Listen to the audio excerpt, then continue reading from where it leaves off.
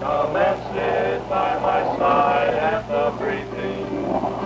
We will sit there and tickle the peas. Then we'll head for the Red River Valley.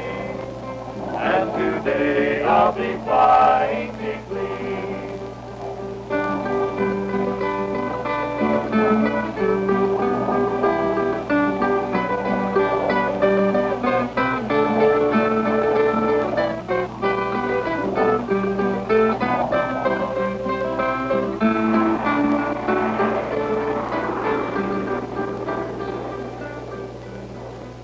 We've got 3 lieutenants coming in behind this F, and they just finished their 100th mission.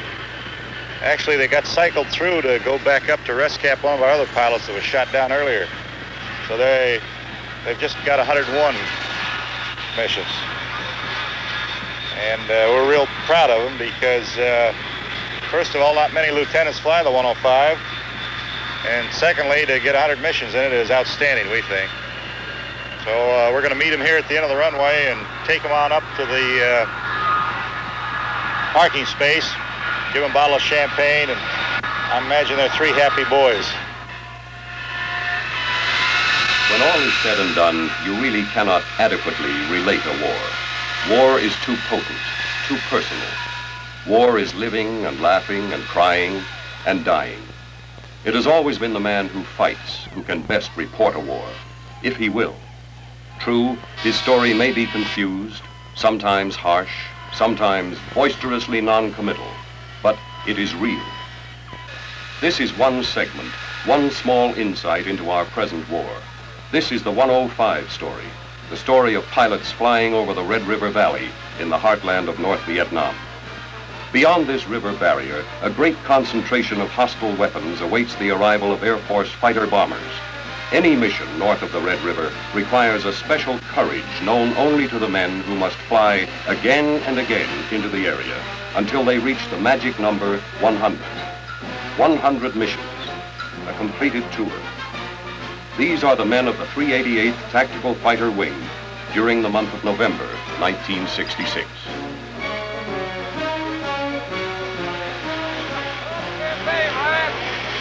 He says, well, what are they doing? He says, well, how do I tell if they're friendly? He says, well, if they come up with their hands over their heads, they'll be friendly. He says, no, one of these guys has got a gun. The guy says, well, how far are you from him? He says, well, they're standing right here by me. And he said, well, it must be friendly. How does it feel to have 100? Well, I thought I was going to kill myself on initial, you want to know the truth. Jeez. FOD.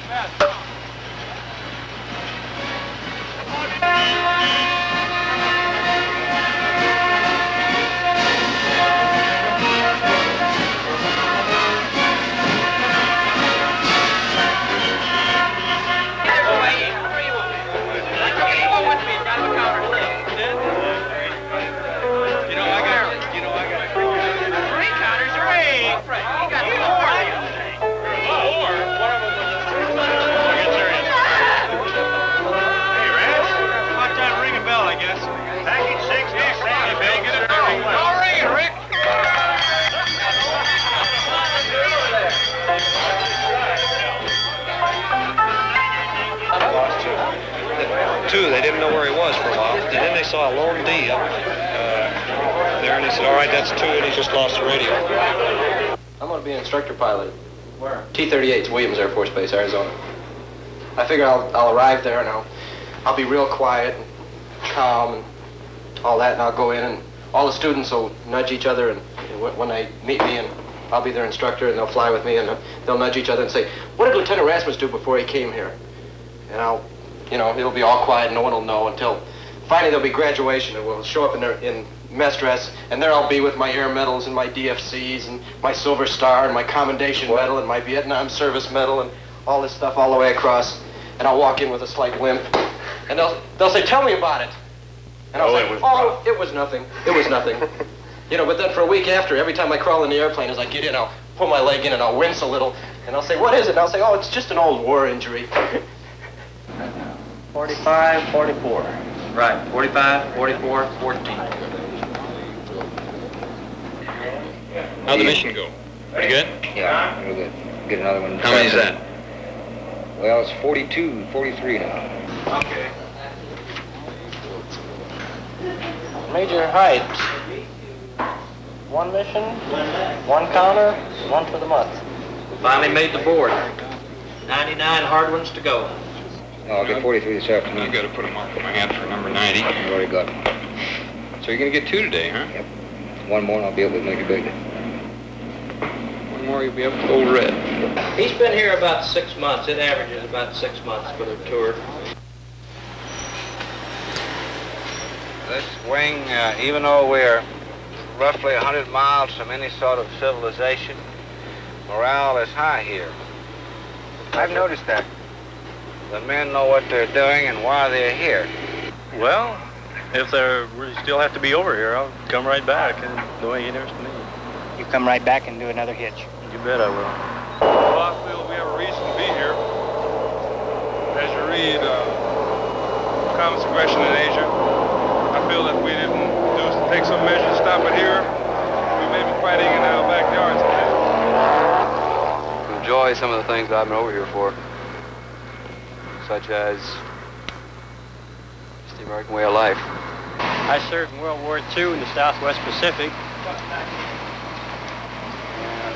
I served during Korea. Yes, I personally try to discourage it. Man has put in 100 missions over North Vietnam to go home, get a rest, and then come back. However, I have one pilot here that just insisted on taking another 100, and he's here. His name is Lieutenant Richter. Yeah, I want to come back down. How come you get to stay here? Hey, we worked harder. You could have stayed here with me. Yeah, but Mommy wouldn't have had any part to do with that. Yeah, okay, there's the deal, you know. The flying's good. You don't have all the little nitpicking rules and regulations that you have to put up with in the States. At least we did 2 months ago. Yeah. It's still a lot better than it is back there now. But I just, I enjoy it. And then, it's the kind of deal like everybody says, yeah, I'm waving a flag, but I'm not. But at the same time, where are you gonna stop it at, Where's communism? Are you going to wait till they're in the Philippines or in Australia or San Francisco or Des Moines, Iowa? You just stop it here or wait till somewhere later on. I don't think most of the people think about that. They like me, what happens, if I get shot down. I'm too mean, they'd never get me anyway. Our bombing objectives, I believe, can be very distinctly divided into 2 phases. Our interdiction program conducted in the southern portion of North Vietnam in an attempt to deny movement of the enemy into South Vietnam, and our strategic, if you will, objectives in the northern portion of North Vietnam in terms of attacking principal lines of communications, the Northeast and the Northwest railroads, which comprise the 2 most major railroads in North Vietnam, also POL installations and other military supply and storage areas located in the delta regions of North Vietnam. This flight line at night is a pretty active place. There's more work done at night actually than there is in the daytime, because the daytime is completely taken off with launching and recovering airplanes. We don't have much time for anything else. Of course, there's a turnaround. There's a lot of bomb loading for the second go around noon, but nothing like at night. Put it on one airplane, it doesn't come in commission, you have to take it off and put it on another one. It's pretty frustrating. They get it done somehow. I don't know how, but they do. We have a remarkable delivery rate here. I can't remember the last time I got a maintenance non-delivery. We always get an airplane. They do a real bang-up job, as a matter of fact.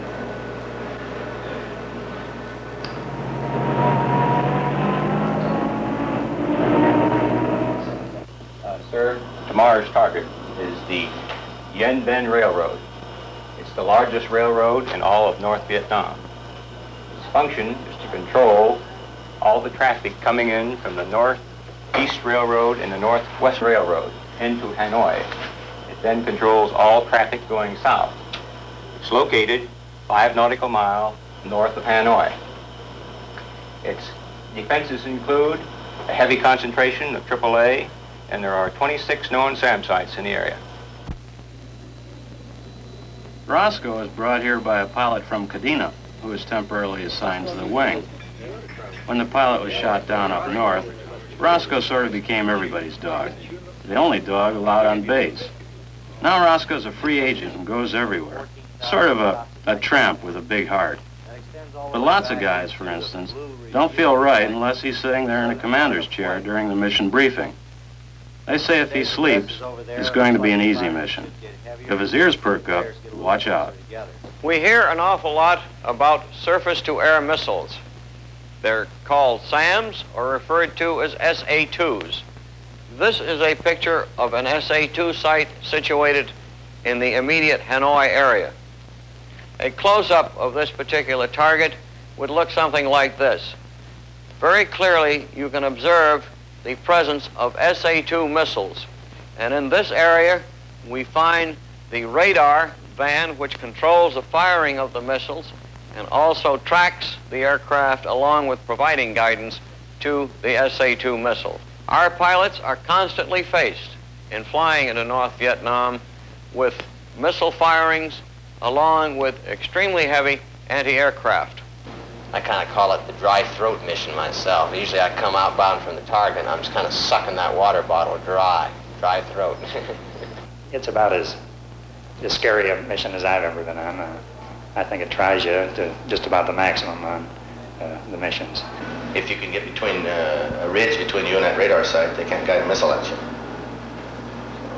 It's just when you get down in the delta in the flatlands, that 30-mile ring around the city of Hanoi is a bear.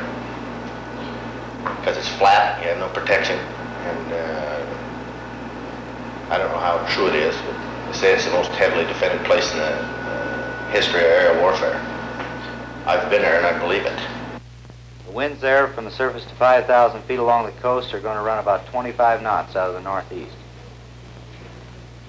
Did have an aircraft report right over the mountain there, he said this morning, just about at Magia Pass at 5,000 feet, he had a wind of 030 at 40 knots. Everybody wear your flak belts today, guys. Doesn't have one. That's your flag? Well, that wards it off. Everybody wear your flak magnets. How come no matter how much I rush, I'm always the last guy? You don't want to go. That shows some kind of a reluctance. There ain't no way, huh? There ain't no way. You got those flags you're going to tie between the wings? Or one on each? Yes, sir. I always have to quit watching the morning. Now, first of all, we have in our vest is the radio, which is the most important item we have. Our second item, I would say, is the flares. The third is your weapon. They have their compass and the mirror for signaling and find direction. The most important one, upon bailout, is the beeper. I hear yours, too. Yeah. Who did that? How many bombs we got? Oh, yeah. We must have 24 or 30 bombs, haven't we?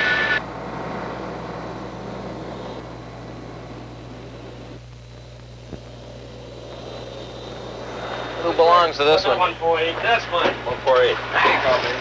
Don't kick my purse out. Okay, I won't take your purse. Hey, We're going way up. Way up north.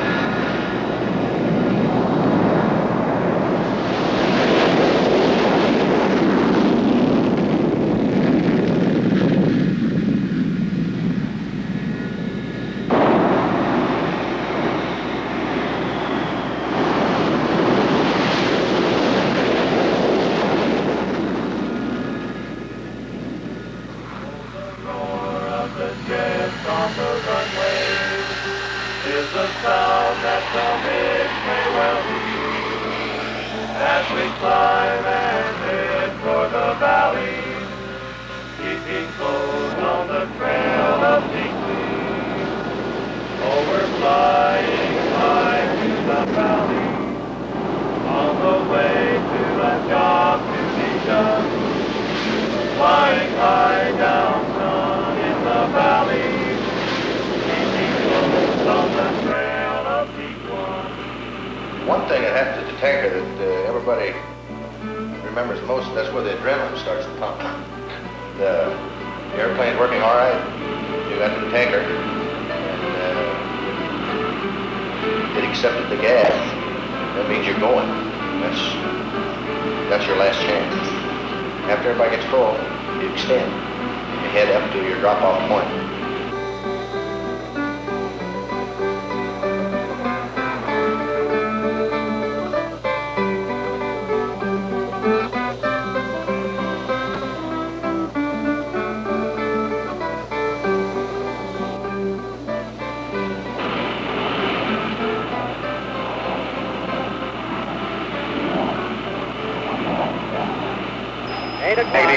South of you, just about to the second river. I have 4,500 pounds. All right, Roger. I'm going to hold 240 here till we get to red. I'm just crossing the river now, Steele. Red river? Right. Eagle 4, check.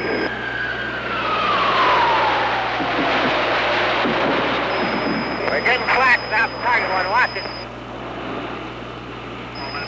Eagle flag, a lot of flag out south of that middle side. Leads off right. Automatic weapons right in there, cluster. Steele, I have no contact. 3 on it. This is leading. I'm about 35 miles from our turn point. Roger, so am I. Okay, Steele lead's going to start a left turn and come over here just a little bit. Getting a little action right below me. Being clear, we're getting close to the turn point. Roger, I'm turning right now. There's some smoke over on your right, Steele. Going at 5. Get over here to the right, something got things coming back this way, and they'll be right in front of us. Roger. Going after it.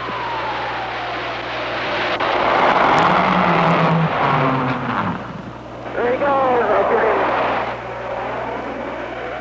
Okay, Detroit, there's a MiG going, turning south here. Roger, I'm going ahead and break off right.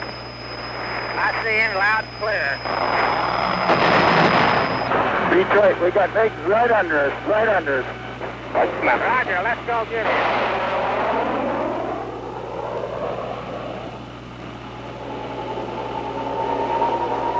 Roger, I'm right over the target right now. I got a 17 right in front of him.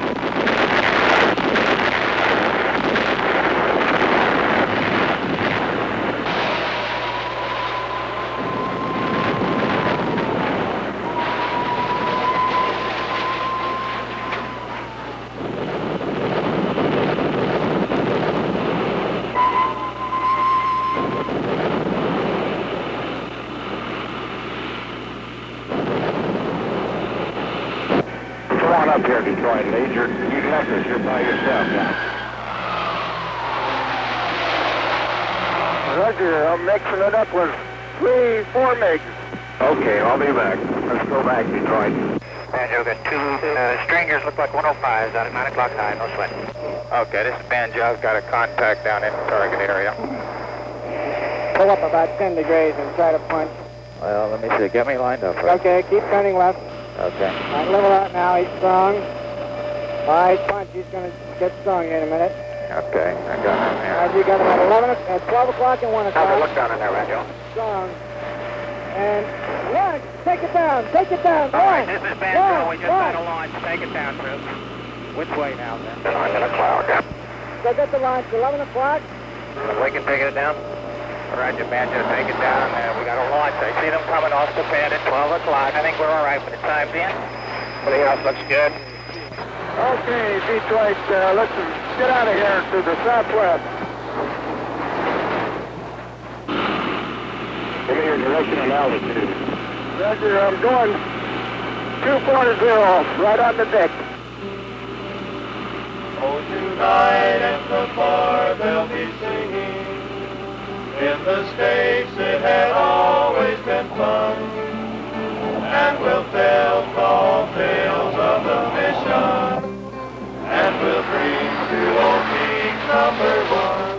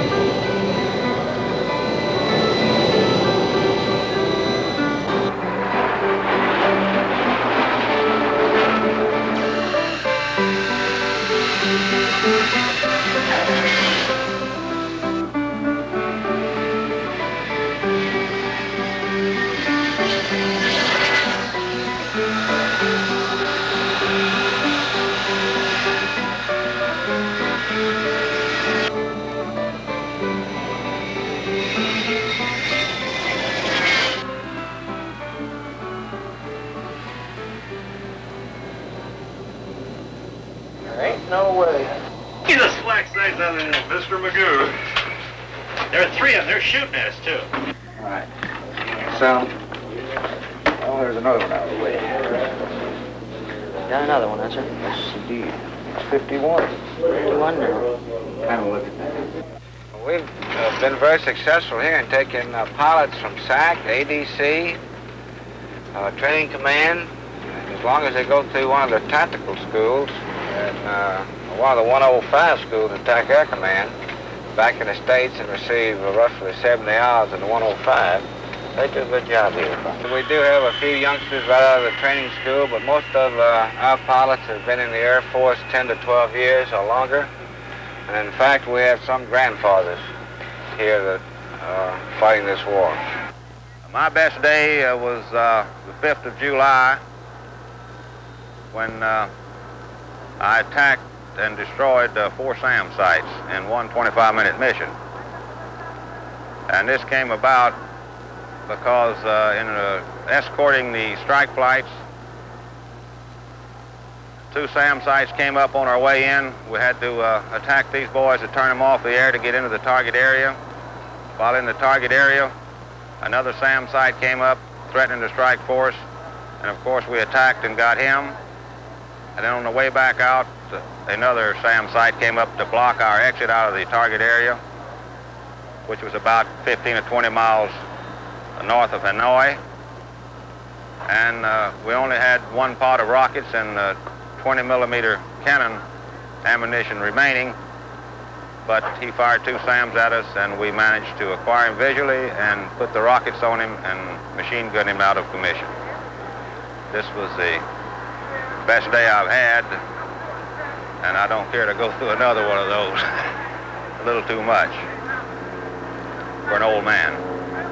So if I can swing a deal to get down south with working 100s or F5s or A1s or, geez, I don't care as long as it's close air support. If I can swing that, I'm going to just try to go, or maybe back to the States TDY to upgrade and down there. If not, I'll stick around and fly an 01 or an A1.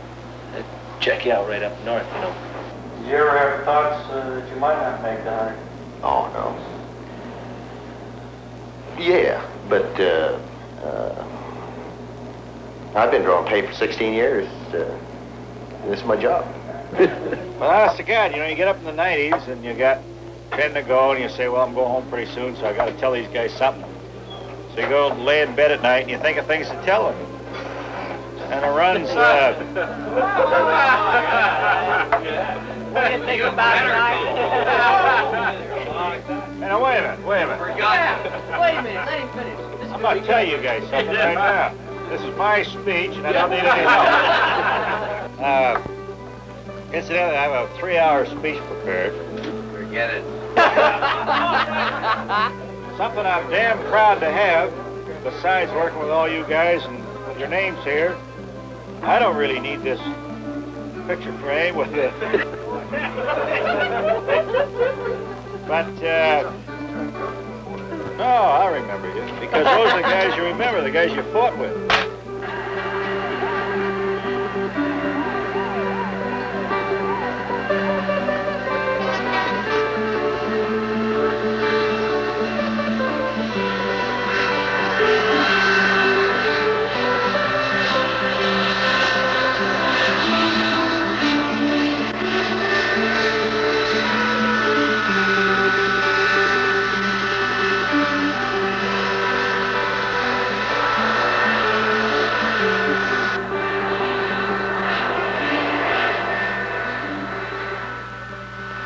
This has been the story of fighter-bomber pilots at Korat Air Base, Thailand. For the flyer, living the hell over Hanoi, facing up to the odds, there is the simple yet poignant phrase, there ain't no way, there ain't no way, there ain't no way. But there comes the day for most, when the job is done.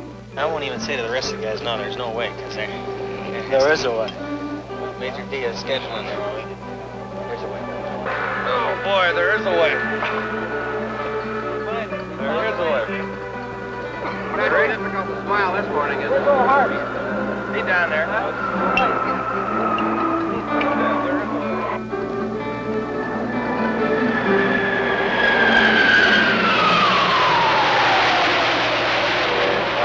Side at the briefing, and together we'll tickle the bees. Then we'll head for the Red River Valley, and today I'll be flying